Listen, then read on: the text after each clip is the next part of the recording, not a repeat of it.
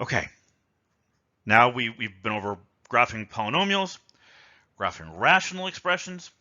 We've kind of had some practice bringing all of these tools together, working on things that we already knew about, things that we already had some decent techniques for graphing. Now we're going to take a step up. Now we're going to look at some functions where these calculus tools, increasing, decreasing, relative extrema in particular, really are kind of essential to getting the proper shape of the graph. All right, so start with an exponential function. Okay, it's not really an exponential function. That x in front messes it up. But it's got an exponential function in it. All right, so let's see what this thing is going to look like. First, the domain is all real numbers. Let's see, the y-intercept, f of 0, that's y equals, let me get that in there. Y equals f of 0, which is 0 e to the 0 power, which is 0. It's the origin. Okay, how about x-intercepts? X-intercepts. Well, I'm going to set f of x equal to 0. That's x e to the x. And I'm going to use the same factor, the same zero product rule that you use when you're working with polynomials. The only way this is true is if either of the factors are 0. Well, x equals 0 we already knew. That's the origin. E to the x is never equal to 0. So we don't get any information from that one. Okay, how about asymptotes? What asymptotes does this thing have? Well, let me add that to my list. Let's do asymptotes. As x goes to infinity, well, x goes to infinity and e to the x goes to infinity. So in this case, y goes to infinity, and there is no horizontal asymptote on the right-hand side. The function ultimately is going to go off like this. All right, so how about when x goes to negative infinity? Okay, well, then let's see. What do we get here? This is the same as, well, let me write it. I want to do the limit as x goes to negative infinity of x e to the x, right? And let's replace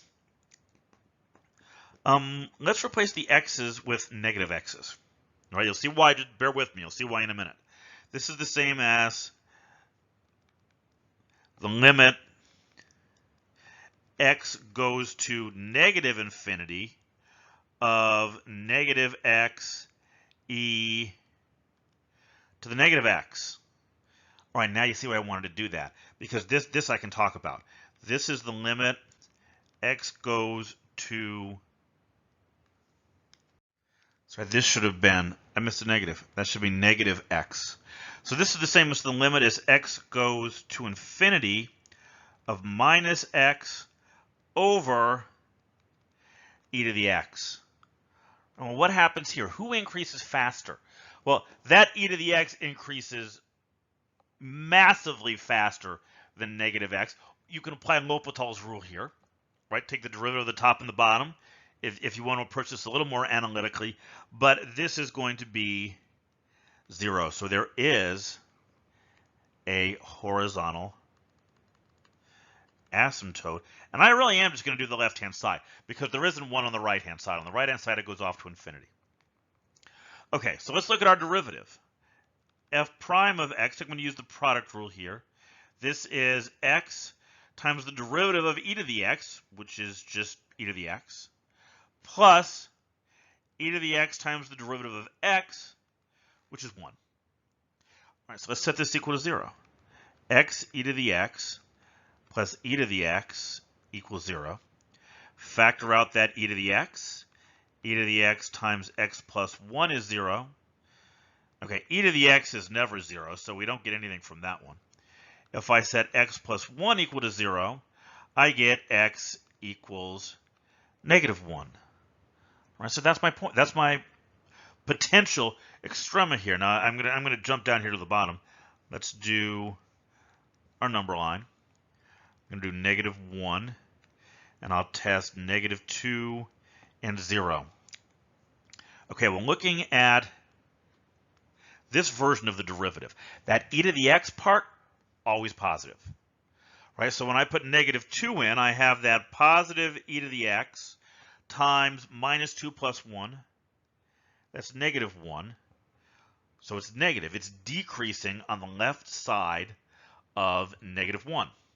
And what happens at 0? At 0, well, e to the first is, e to the 0 is positive. It's 1. 0 plus 1 is positive 1. And that's positive. Excellent. So it's going to decrease and then increase, which means -1 is a relative, whoops, not a maximum, relative minimum. And where is it? F of -1 is negative e to the -1st. Okay. What is e to the -1st? E is 2.7, so that's 1 over, -1 over 2.7. You can get your calculator out.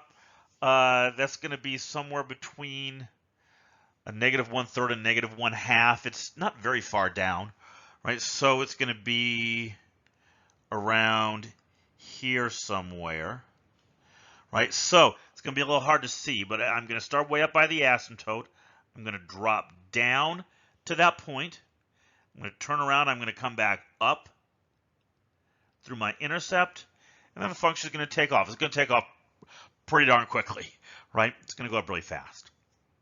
Okay, so that's it. That's what our graph looks like. Okay, so try this one out, right? Try this one, see what you get.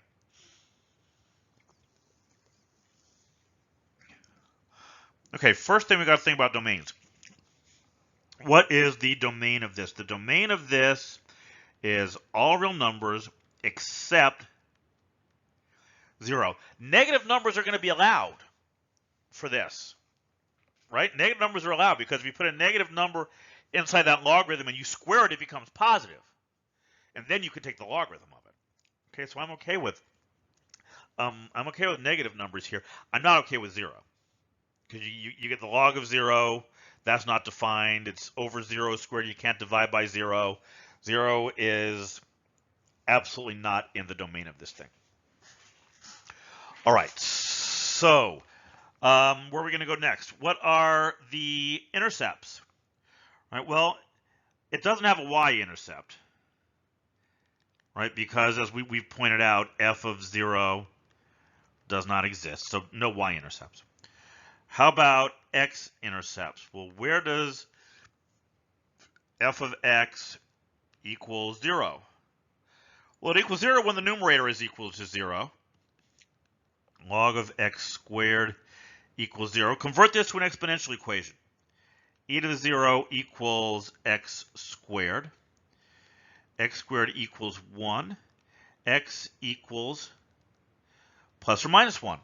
So there are, in fact, 2 x-intercepts. One is here, and the other one is here. Okay, awesome. So let's see. What else is going on? Can we talk about asymptotes? Whoops, put my color back. Sorry, try to be consistent there. What about asymptotes? Well, this is going to have a vertical asymptote at x equals 0, right? The logarithm is dropping down to -infinity there, right? And x squared is going to 1 over x squared is going to positive infinity. So this is ultimately going to drop down to -infinity on both sides of this. There we go. Okay, now how about the derivative part? Right, what is f prime? Go back to the blue. What is f prime of x? Well, let me write this one out. There's multiple rules we're going to have to use here. Quotient rule. X squared times the derivative of the log of x squared minus the log of x squared times the derivative of x squared, all over x squared squared. All right, so this first part, this is x squared times 1 over x squared times the derivative of x squared minus 2x log of x squared, all over x to the fourth. Okay, so this piece here, x squared times 1 over x squared, that's just 1. The derivative of x squared, 2x, minus 2x log x squared over x to the fourth. All right, so look, factor in a 2x out of that numerator.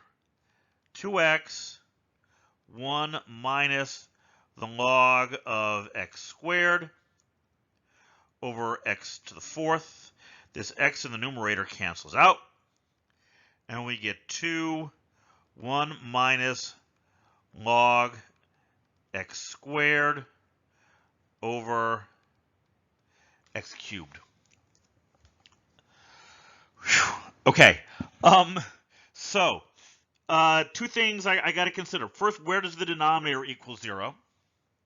The denominator x cubed equals 0 when x equals 0. And how about the numerator? 1 minus the log of x squared equals 0. That's the log of x squared equals 1. X squared equals e to the first, square root of both sides. X equals plus or minus the square root of e. My calculator tells me this is approximately plus or minus 1.65. Okay, let's do our number line. I know the function isn't defined at 0, right? I know that. But I still want to include this on my list here because not only am I finding maximum and minimum, I'm also thinking about increasing and decreasing, right? And it's possible that the function will change sign as it goes through that point, so I do care about it. All right, so let's see. I've got 0, and I'm actually going to put the decimal versions in here, minus 1.65 plus 1.65. It helps me to see the points I'm going to test.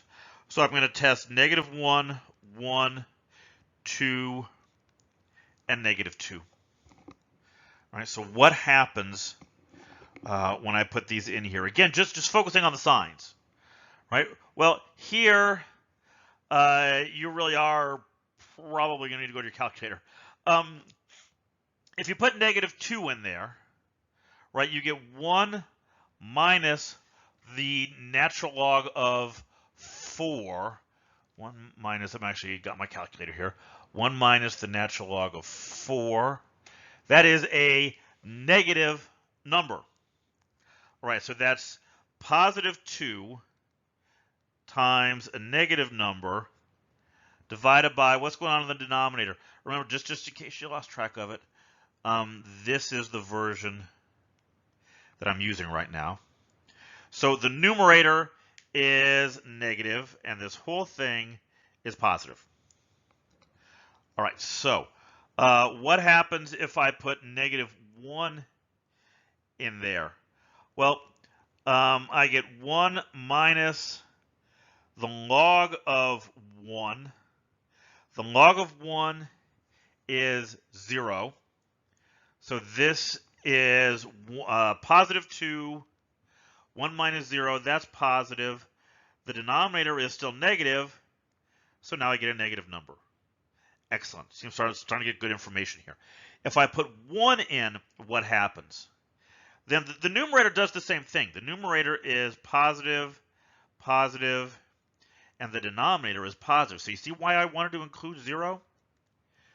It did change sign. So it did go from decreasing to increasing. Right, and now try 2. Putting 2 in the numerator is the same as putting negative 2. So this is going to be positive 2 times a negative number over a positive number. That's negative. Okay, so my two extrema, right, the negative 1.65. Here it increases and then decreases. So this is a maximum. And over here at 1.65, it increases, then decreases again. So this is also a maximum. Okay, so what happens here?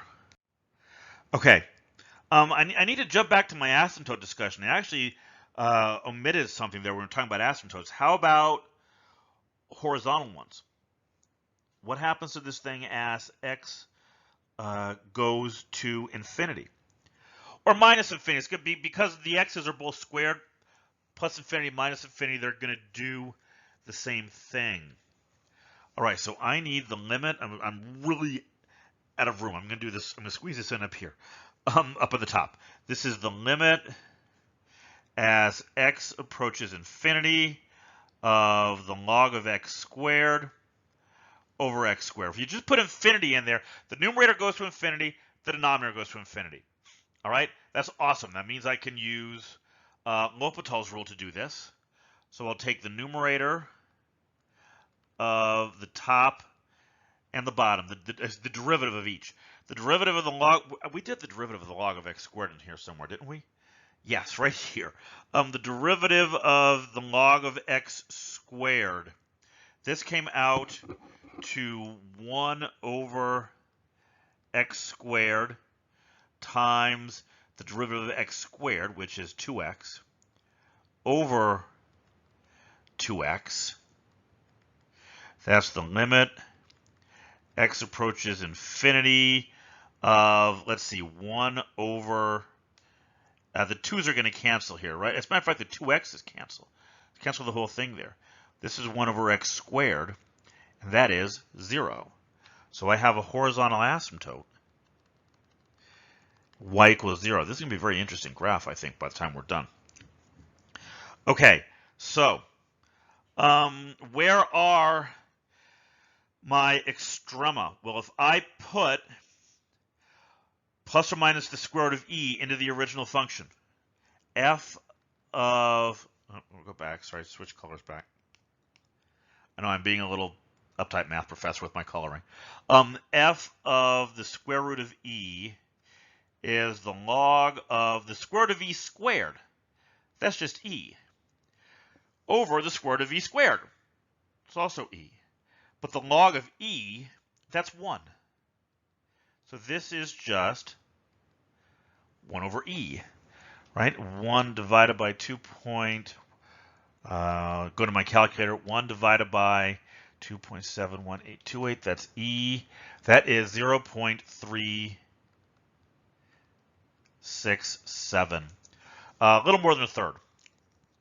And if you put negative square root of e in there, you can try this, all right? You do your own here. Try that, you get the same number. It's going to be the same for both of them. Okay, so I'm going to go over the square root of e. That was 1.65, about a little more than 1.5. And I'm going to go up to about a third. So I'm going to go over, what did I say, 1.65 up a third, and I'm going to do the same thing on the other side. Okay, now I've got my function. Go back to our increasing and decreasing. To the left of this negative square root of e, it's increasing. So I'm going to start over here. I'm going to increase up to that, which is a maximum. Then I'm going to drop down through my intercept, and I'm going to go down to the asymptote. Then on the other side of 0, I'm going to increase through my intercept up to what is a maximum, right? On both sides, it's a maximum. And I'm going to turn around and drop off. And that's it. There's my graph. And I want you to think about that. No way we could have come up with that without calculus. We need calculus to find the asymptotes. We need calculus to find increasing and decreasing, where the maxima were, right? A lot of our tools came in useful here. Okay, so how about trig functions? All right, what can we do with this thing? Well, in your trig class, you may have talked about things like this a little bit, but you did them really kind of brute force. You looked at a set of points, and you found the function values of those points, and you just go, yeah, okay, like something like this. All right, with our calculus tools, we can do better. All right, so the first thing, the domain is all real numbers, so it's a trig function. And how about intercepts? Well, let's do the x-intercepts. To find the x-intercepts, we set f of x equals 0. That's cosine x plus sine x equals 0. Let's move the cosine over. Sine x equals minus cosine of x.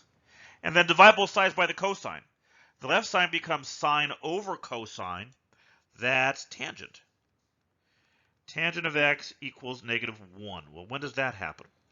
That happens at 3 pi over 4 plus k pi, right? Because that's the period of the tangent function, right? So where are those? Well, look, the first one, 3 pi over 4, that's about 2.3.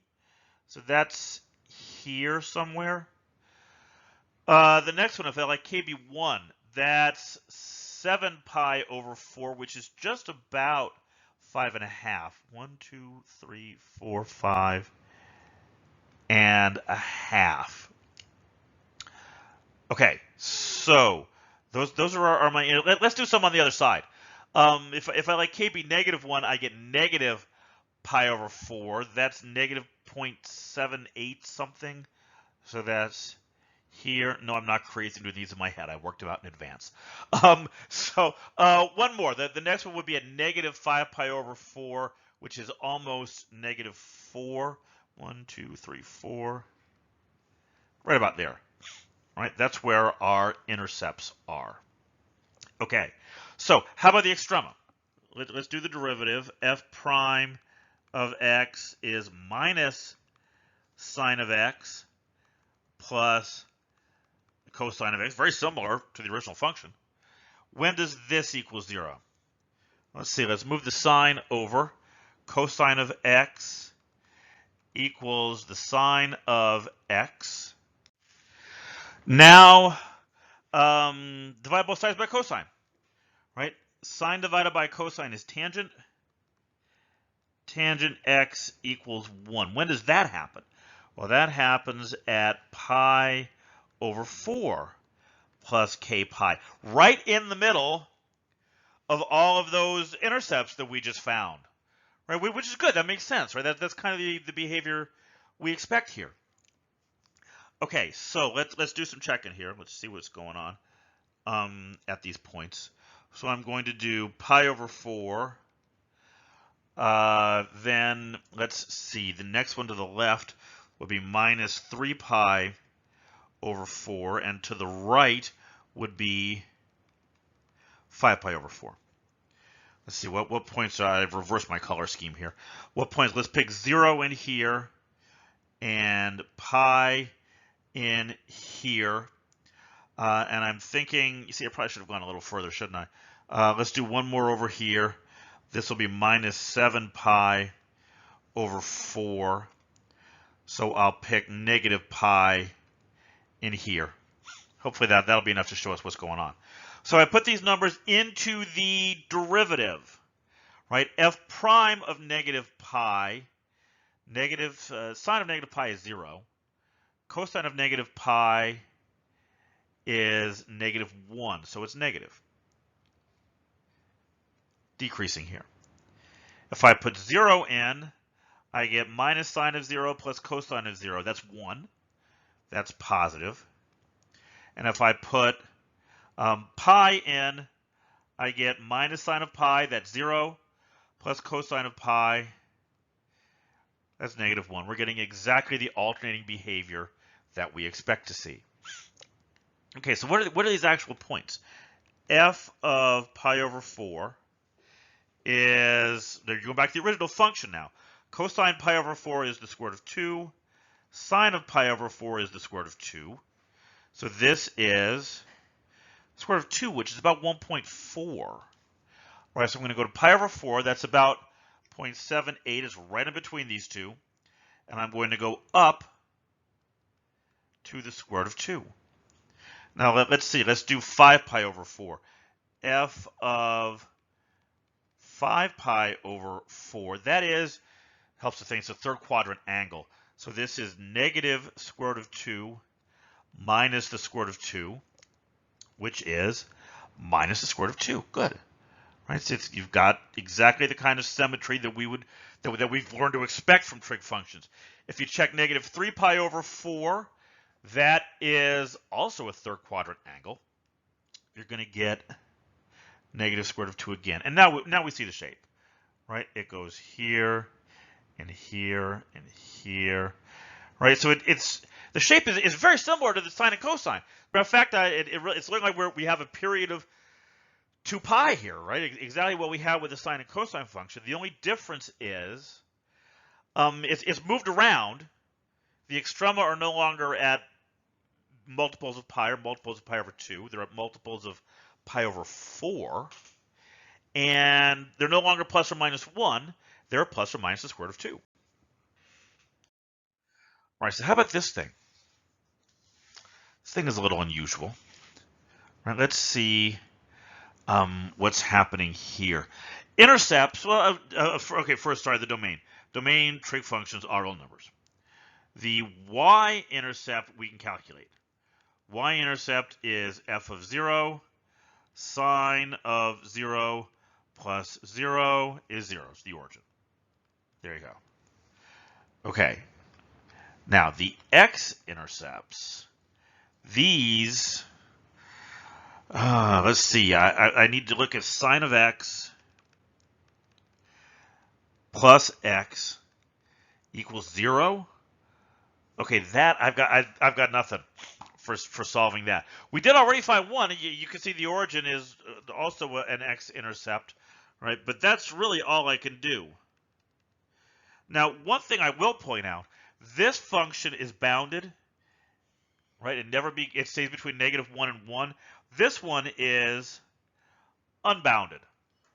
So I expect that there will be a finite number of intercepts, because once x passes 1, there's no way the sine of x can be big enough to bring it back down to the intercept. And you have a similar thing happen on the negative side. Okay, so let's see. What can we do for the derivative? Well, f prime of x is cosine of x plus 1. And if I set this equal to 0, I get cosine of x equals negative 1, which happens when x equals, let's see, it happens at pi, 3 pi, 5 pi, so I'm going to say 2k plus 1 pi, where k is an integer. Okay, so let's see. Let's do my number line. And let's do negative pi, let me make this a little tighter. I want to get one more than that in. Let's do negative pi, 3 pi, and 5 pi. Right? Let's see what happens. All right, so my test values, I'll do 0. I'll do the evens, right? 0, 2 pi, 4 pi, 6 pi over here, minus 2 pi over here. Okay, so let's see. If I test 0, remember we're going into the derivative, we're going into this. If I test 0, then, well, this is interesting. If I put 0 in there, I get cosine of 0 is 0, plus 1 is 1, so it's increasing on this interval. If I put 2 pi in there, it's also 1. It's increasing. If I put 4 pi in there, still 1. this function is always increasing. Well, that's interesting. Negative 2 pi, same thing. Negative 2 pi and 6 pi. Okay, we really haven't done this on a lot of our previous graphs, but let's look at the second derivative here. F double prime of x, that's a double prime there, is negative sine of x. Okay, so what does this tell you about the concavity? Where is this equal to 0? Negative sine x equals 0 when x equals, let's see, 0. It happens again at pi. Was one of our critical points there. Happens again at 2 pi, 3 pi, 4 pi. Whenever x equals k pi, where k is an integer. Huh. Okay. So what's happening then? Let's look at some. Negative pi, 0, pi, 2 pi, and pick numbers in between. Do negative pi over 2, pi over 2, 3 pi over 2, 5 pi over 2, right? And here, we do get some changes. We put pi over 2 in. The second derivative is negative 1, so it's concave down in this region. If you put 3 pi over 2 in, you get negative 1, which is positive 1, so it's concave up, concave down. You can check these if you like. It's going to alternate back and forth. This is interesting. All right, so let's put some points in here. We already have the origin. When I'm putting my critical value numbers in there, right? I'm going to do those first. So let's see. If I put pi in there, I get cosine of pi plus 1. That's 0. Whoops, sorry, I put that back into the derivative. I put these back into the original function. What is f of pi? Well, that's sine of pi plus pi, which is pi. So I'm going to go over 3.14 up 3.14. Okay, now, that was pi, right? I know that between 0 and pi, the function is concave down, right? So that means it has to look like this. Okay, that's pi, right? How about 2 pi? F of 2 pi is, okay, sine of 2 pi is 0 plus 2 pi. So that's good. 2 pi, that's over 6-ish. 3, 4, 5, 6, and up 1, 2, 3, 4, 5, 6. It's up there somewhere.